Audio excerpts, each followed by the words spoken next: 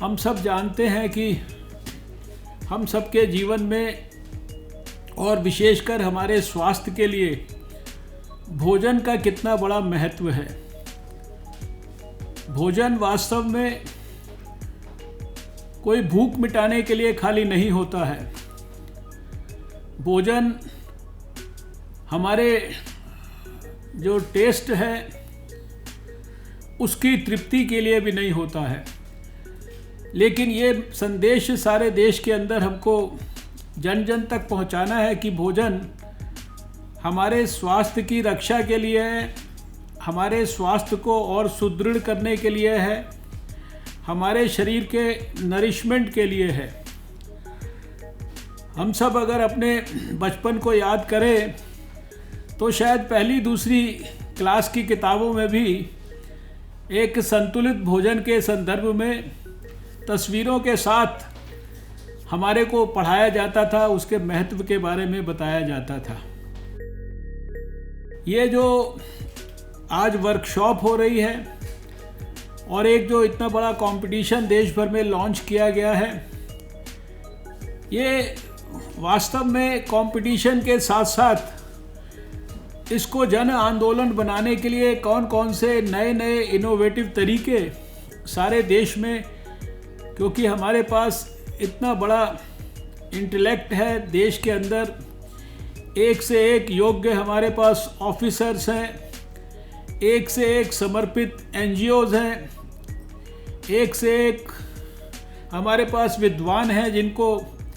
इस फील्ड की बहुत सारी जानकारियां हैं, नॉलेज हैं,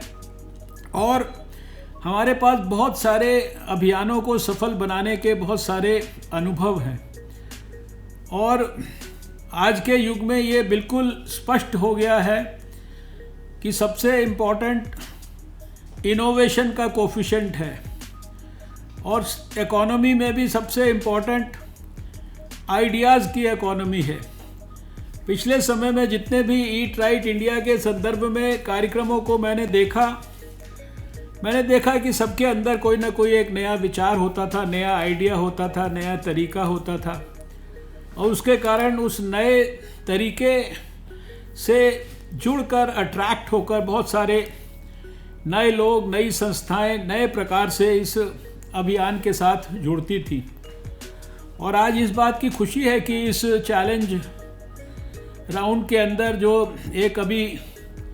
कंपटीशन के रूप में सारे देश के सामने प्रस्तुत किया गया,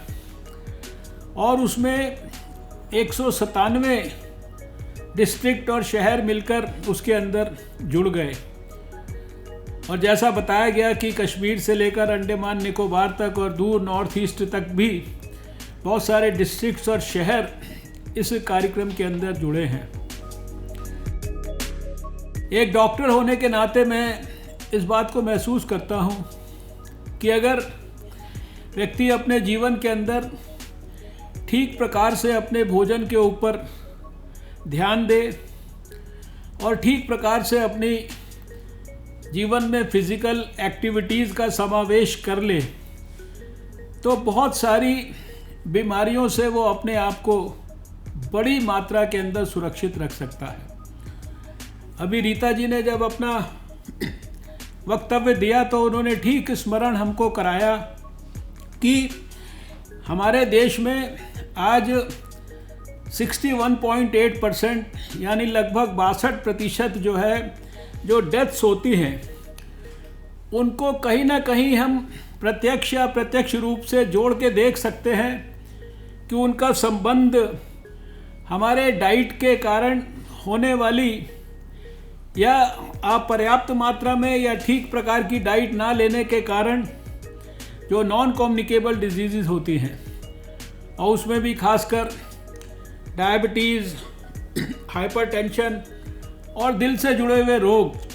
ये 61-62% की संख्या कोई कम संख्या नहीं है। हमारे समझने के लिए ये बहुत महत्वपूर्ण है और ये बात बार बार लोगों को बताने की ज़रूरत है।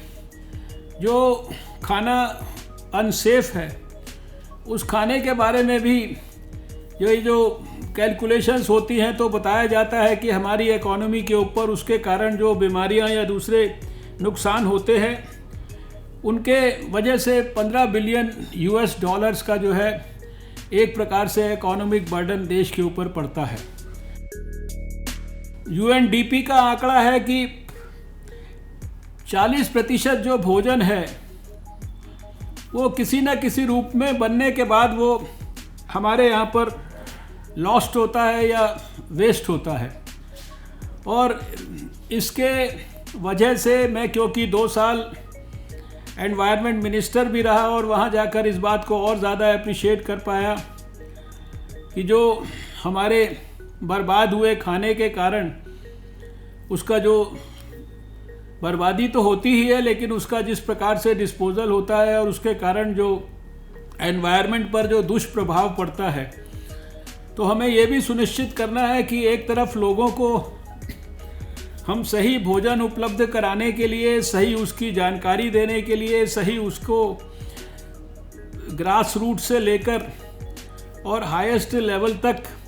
सब प्रकार की जितनी भी उससे जुड़ी हुई चिंताएं हैं उनके बारे में लोगों को मोटिवेट करना, एजुकेट करना, उनमें स्वतः ये भावना पैदा हो। जिन्होंने फूड उपलब्ध कराना है उनको भी ये एहसास हो कि अगर हम अच्छा हेल्दी फूड, सेफ फूड लोगों के लिए उपलब्ध कराएंगे, हाइजीनिक फूड उपलब्ध कराएंगे, सस्टेनेबल फूड उपलब्ध कराएंगे, तो निश्चित रूप से उनको इकोनॉमिक दृष्टि से भी अपने रोज़गार को, अपने बिजनेस को भी आगे बढ़ाने में उनको जो है निश्चित रूप से सफलता और मात्रा में मिलेगी। ये केवल हमको सही ढंग से प्रस्तुत करना होगा लोगों के सामने।